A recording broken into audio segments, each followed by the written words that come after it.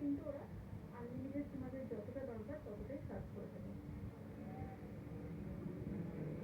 লাঞ্চের অর্ডার দিয়ে ওনারা বললেন প্রায় 30 মিনিটস মতো টাইম লেগে যাবে, তাই ভাবলাম যে এই পোর্শনটা তোমাদেরকে একটুখানি ঘুরে দেখাই। সুন্দর বেশ পুরোনো দিনের হেরিকেন থেকে স্টোভ থেকে আরও অনেক কিছু, একটা বাজার বলে জায়গাটা সেট আপ করেছে, সুন্দরভাবে বেশ সাজিয়ে রাখা আছে।